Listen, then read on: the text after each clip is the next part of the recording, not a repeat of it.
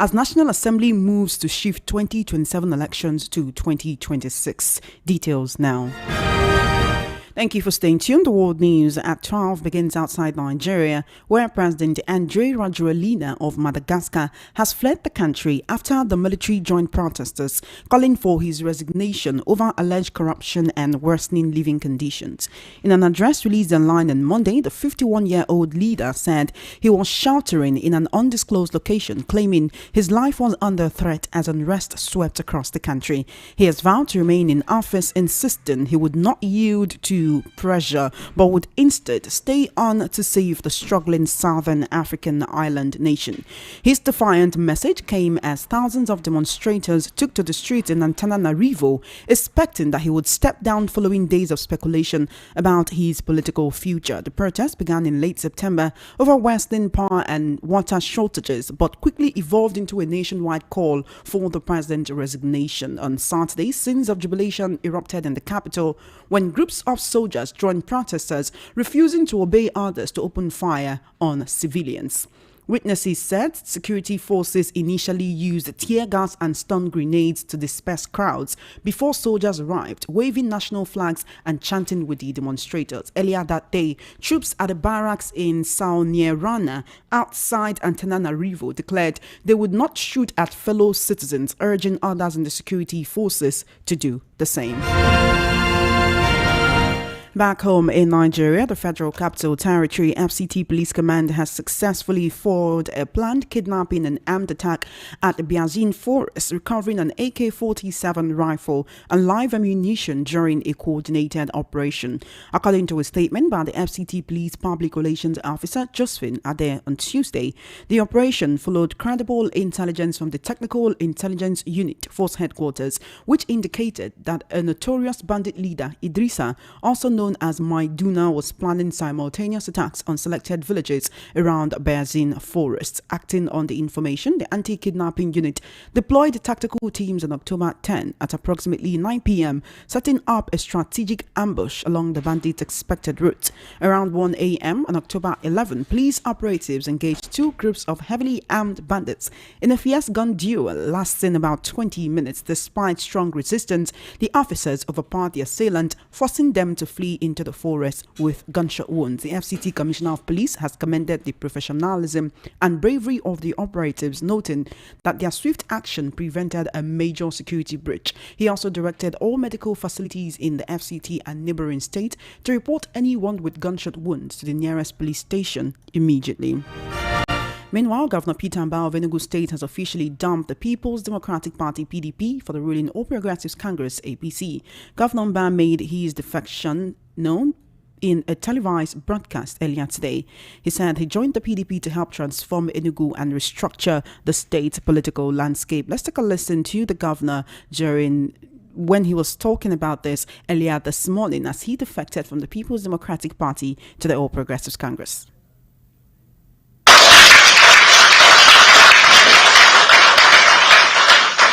And there comes always a time when everyone must make a bold choice to determine their destiny. Today, after a long reflection, we have made the decision to leave the People's Democratic Party and join the All Progressives Congress.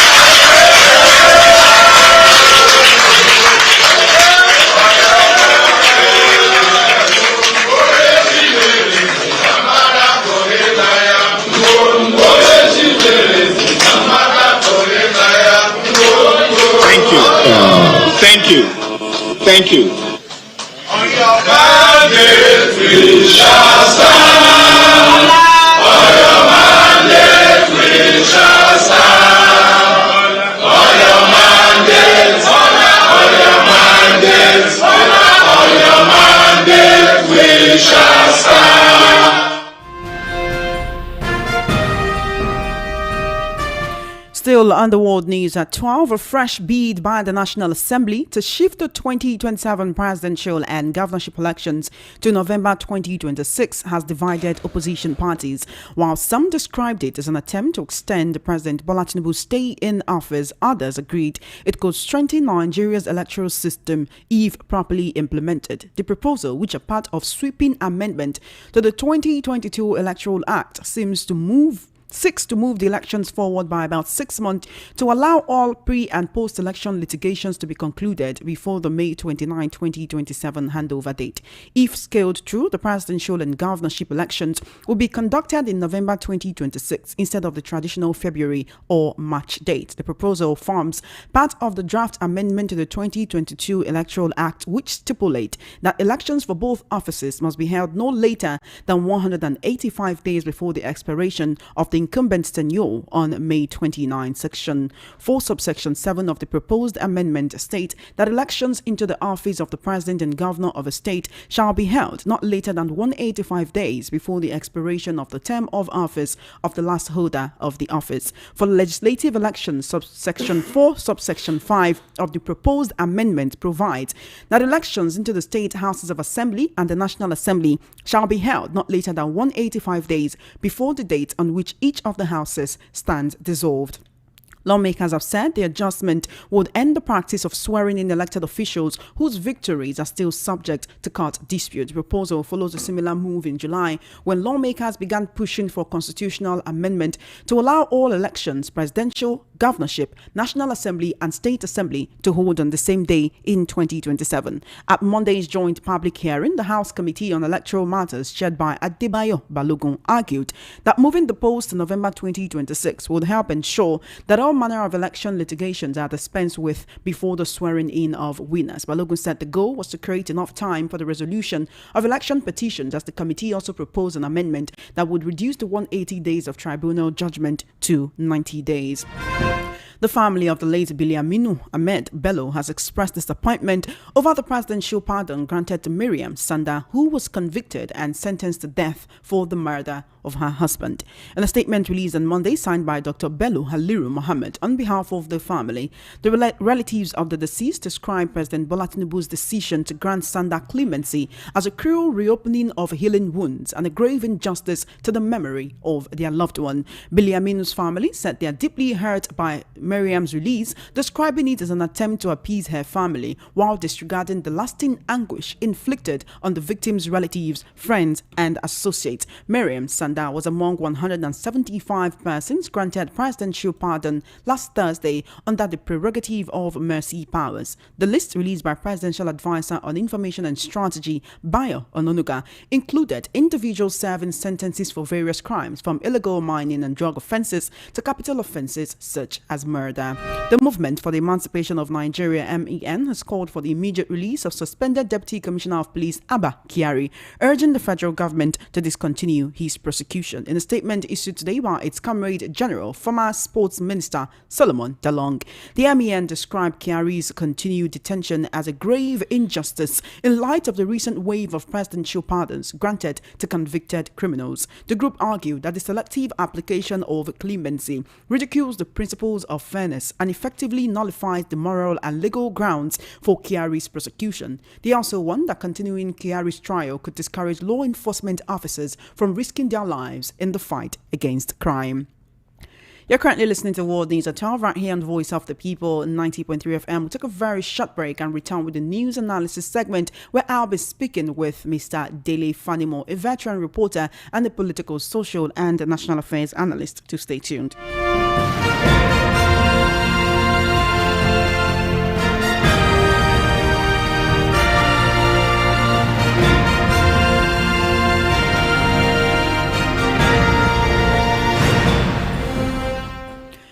Thank you for staying tuned. You're listening to the World News at 12 right here on Voice of the People 90.3 FM. We'll now head into the news analysis segment, beginning with the opposition kicking furiously as the National Assembly moves to shift 2027 elections to 2026. Mr. Dele Fanimo, thank you for joining me today.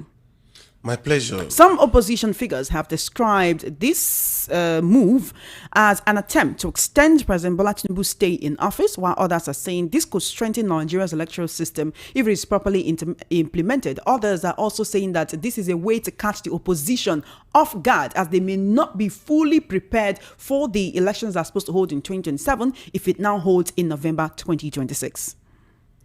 You see,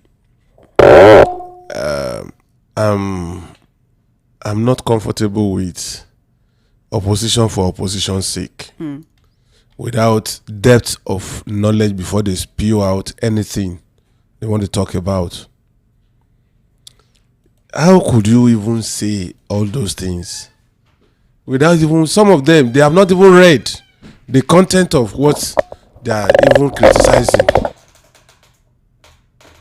This thing is very clear. Let us shift election backwards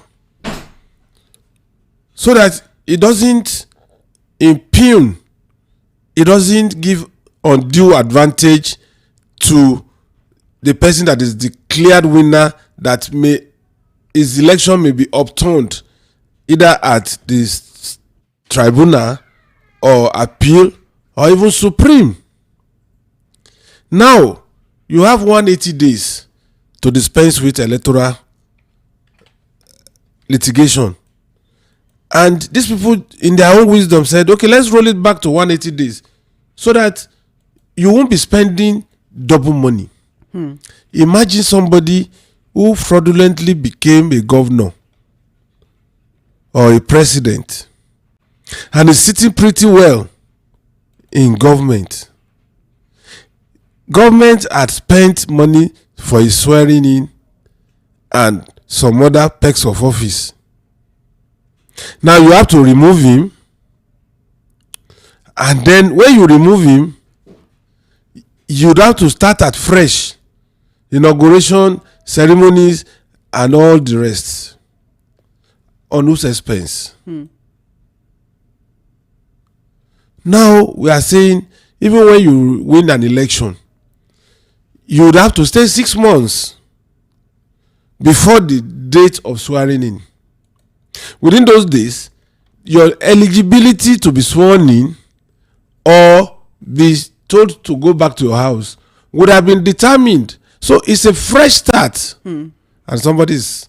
That's to say, you support. If we've been talking about 2027 elections for a while now. Now somebody is also saying elections holding in 2026. Why not? Why not 2026? But as at May 29, when if one president is supposed to hand over to another one, if they're not going for a second term, right? If the elections are holding 2026 instead of 20, that is the timeline we've always had. It either holds in February or March of the new year of 2027. Then the other administration knows that they are getting ready to come in. I mean, how will it benefit Nigerians? They're saying, oh, we want to make sure that all litigations are concluded before people are sworn in, and that's the reason why we want these elections to hold in 2026. How does it benefit Nigerians?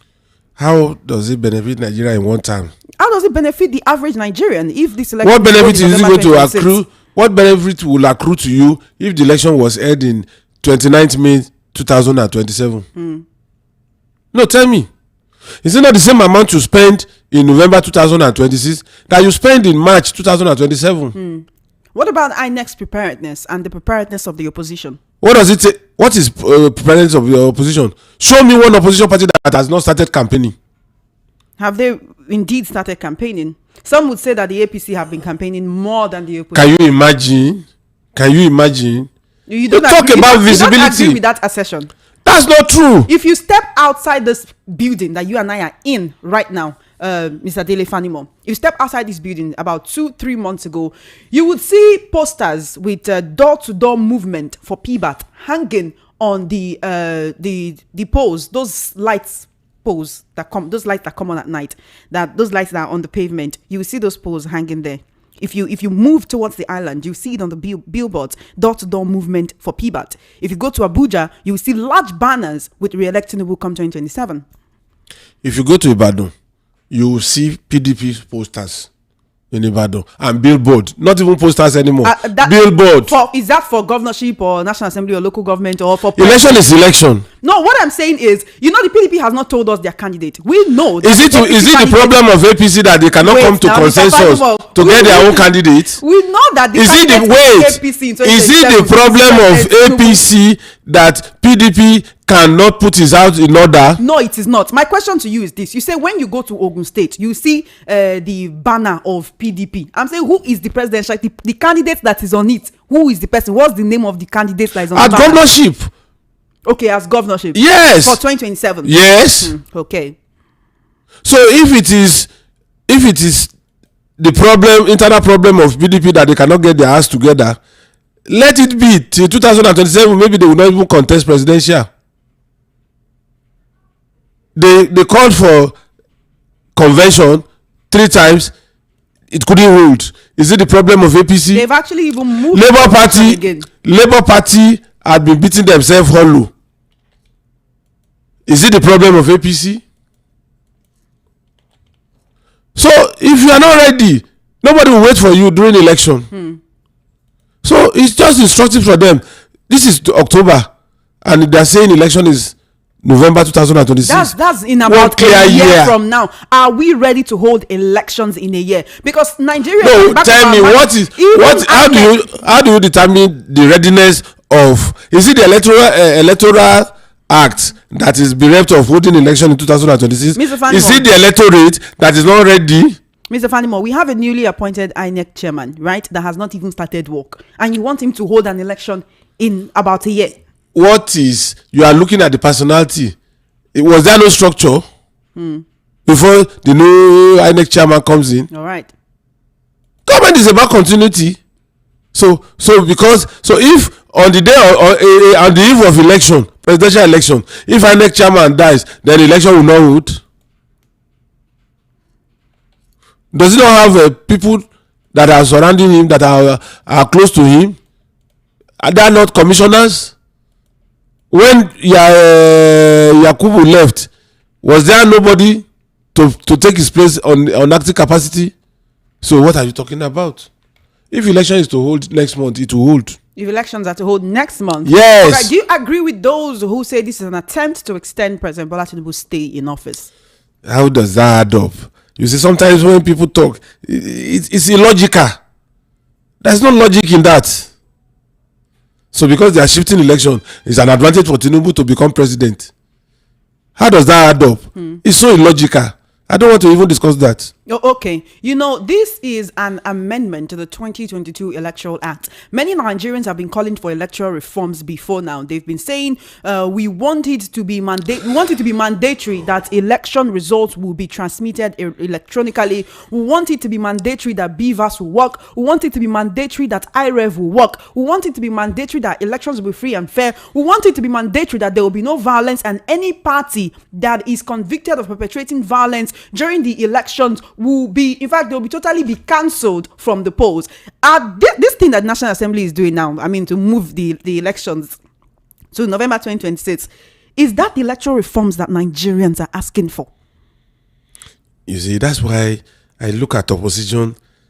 Those in opposition, they don't even think before they open their mouth.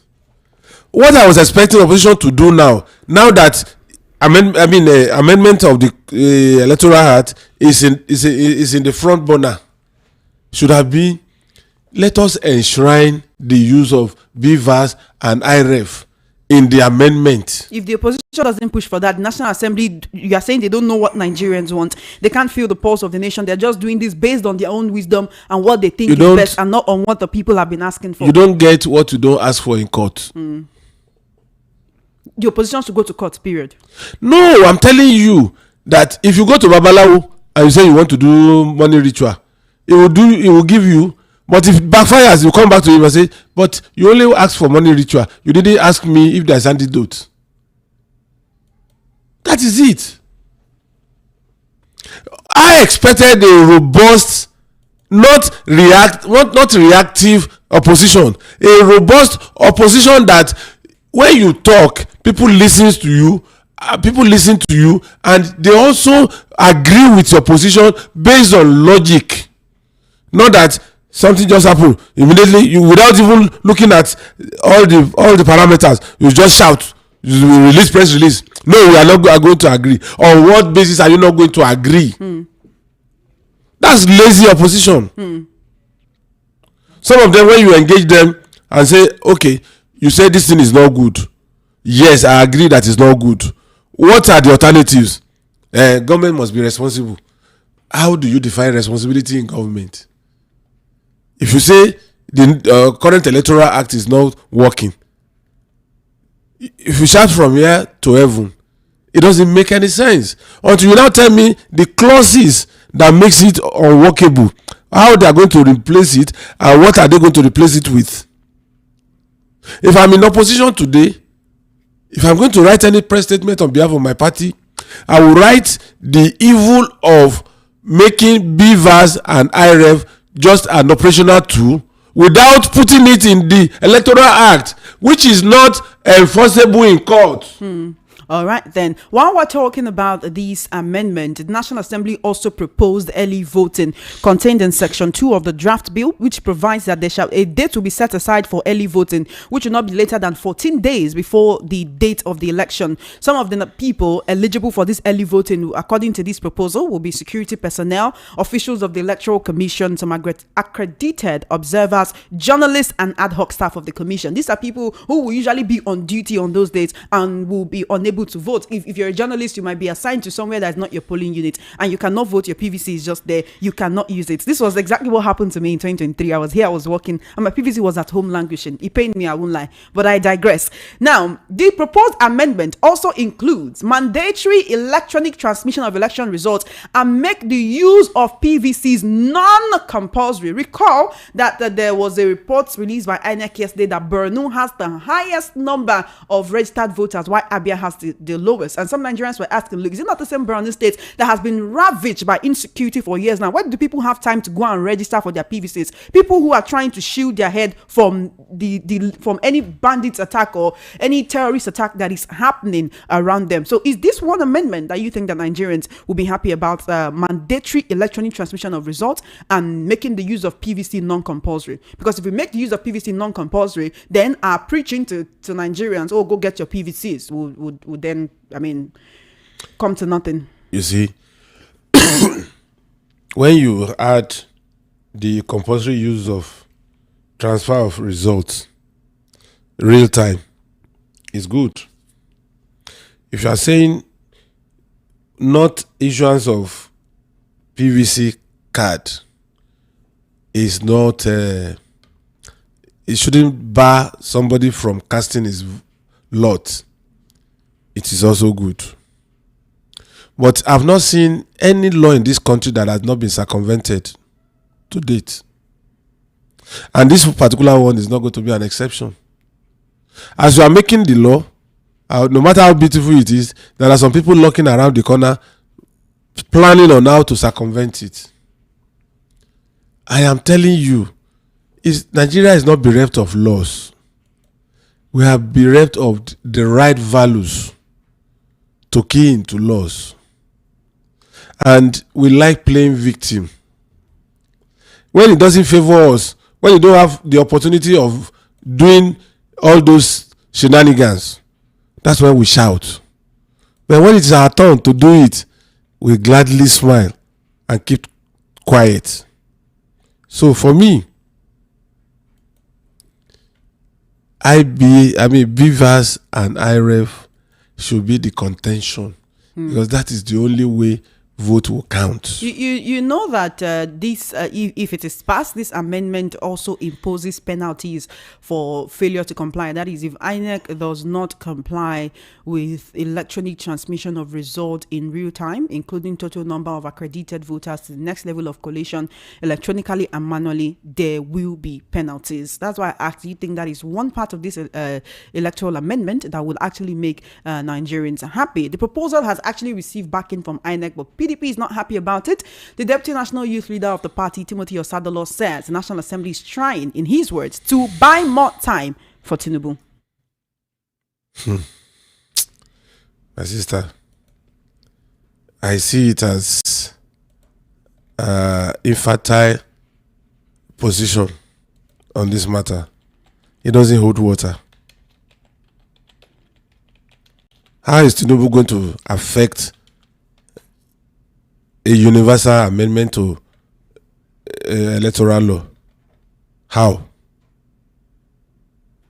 It is only when you know you are already surrendering your position and you feel incapacitated. That's why you start with a whimper. Let the opposition strengthen its base. Now, I told you here some months back that ADC is going nowhere. Are you not seeing the handwriting? Even the four gladiators is one leg in, one leg out in ADC. Atiku left PDP, but he has not taken up the card of ADC. Peter Obi is in ADC, but he has not left Labour Party. Amechi is not carrying ADC card. Adegbeshola is not carrying ADC card. He has not officially said he has left APC. Don't you know that something is wrong? They are on a quicksand. They don't know where they are going. So to you now, literally all the opposition parties are on quicksand because the PDP has postponed its NEC meeting due to the wave of defections that recently hit the party. PDP is in ICU. We can only pray that it doesn't transit to the mortuary, because nothing is working in PDP. And those who own PDP are making it so. While we're talking about the PDP, Enugu State Governor Peter Mba announced his defection this morning, and you could hear the people singing, "On your mandate, Bola, on your mandate." So the people of Enugu State, and yesterday about 3 people, appointees, Governor Peter Mba's appointees in his cabinet also defected to the APC from the PDP. Quite a number of Nigerians are saying, look, we know how many votes President Tinubu got in the Southeast in 2023. It wasn't even up to 10,000, right? Now you have 3 governors out of the 5 Southeast states. 3 of the governors are APC. So we have majority APC governors, apart from Anambra State Governor Chukwuma Soludo, who's Abga, and then we have Alex Oti of the Labour Party. Would you say that this is a strategic positioning ahead of the I can't even say 2027 elections now, because we don't even know if the elections will hold in 2027 or in November 2026, ahead of the next general elections? Is this a way to ensure that the Southeast votes massively for the APC? A politician is an incurable optimist. No politician gives up easily, even in the face of defeat. And the job of harvesting voters is a process in the political space. It continues. You think APC will fold its arms? This is a game of number, and will not want to penetrate where they lost woefully in the last election. The same thing, the opposition is also making inroad. But to what extent each of these parties could make inroad is a function of organization, mobilization, and ensuring that those things are sustained. That's the fact. When we're talking about sustenance, you can actually hear a lot of Nigerians say that when it comes to the reforms and policies of this administration, they've not seen how it has helped them, because many Nigerians are stuck in a cycle of hardship. The one that's even paining people now is the price of gas and the scarcity of gas. The price of petrol is literally it's literally over the roof. The price of gas now is the same thing. They'll tell you the price of food in the market is very, very expensive. When you see these politicians decamping from one party to another, and then they claim that they are going there to make lives better for their people, does it end up happening that way?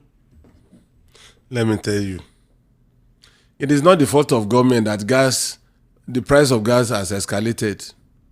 It's as a result of the fight between Pengassan, Dapman, and Dangote refinery. And but the fight has, because the chain was broken when you see, people don't know some of these things.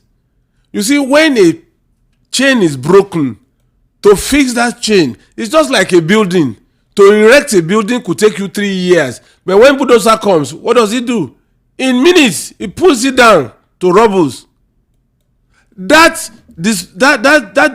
disruption that Pengassan did in the chain of gas supply, you think it's one day that it will be fixed? If you shut down the transmitter of this radio station, you think you can just switch it off like a radio, like a transistor? You have to follow a process. And that's what's going on. Wait until next week if gas will not come down, when the supply chain has been brought up to the normal process. So how is government, what is government's business in that? We should wait for 2 more weeks before the price of gas will come down. Of course. Look, let me tell you, when there is strike, I'm involved in all of these things. That's what I'm telling you. When there is any strike, what government protects most is oil installation. Because to shut it down takes minutes. It could take a whole month to start oil installation. So, that's why Pengassan is the last person that government will hold to ensure that they don't join strike. Because it is strategic. Shutting down gas, and you think they'll just start one day? Because some of those pipes, within 1 day or 2 that have been shut down, some of those valves, some of them would have to be replaced for smooth operation. So when we say we no go agree with all these labor leaders, we don't know the consequence of it. We no go agree. Who is bearing the brunt now? Is it the labor leaders that have made so much money at the gate of Dangote gantry that they were collecting between 39 and 50,000 naira from each trailer that is passed to you and me? Is that the kind of person we should be supporting? Now we have supported them. They have made their millions. Now, how much did they bring to your pocket? Now you are buying gas for 2,500 per kg, up from 1,100. Who is buying it? Is it me? I mean, is it Pengassan officials? So sometimes we cut the nose to spite the face. The hatred for government is so much that even when we are dealing with ourselves, it is government we want to blame. All right. Because of our time, I want to quickly talk about the family of Biliaminu Ahmed Bello, who's the slain husband to Miriam Sanda. She was convicted for his murder and spent quite a number of years in jail, and she received presidential clemency last Thursday. The family is not happy about that. They're not happy about that at all. They say that is an insult to the loving memory of their son, and a murderer should not be granted clemency just like that. Other people on the list, there were illegal miners, there were drug peddlers, other people who were convicted of murder on that particular list. And now we have another group, the Movement for Emancipation of Nigeria. This group is being led by former Minister of Sports Solomon Dalong, saying that Abba Kyari should also be pardoned. If all of these people on this list can be pardoned, why can't Abba Kyari be pardoned? This presidential pardon has created a whole lot of controversy and uproar since it was announced less than a week ago.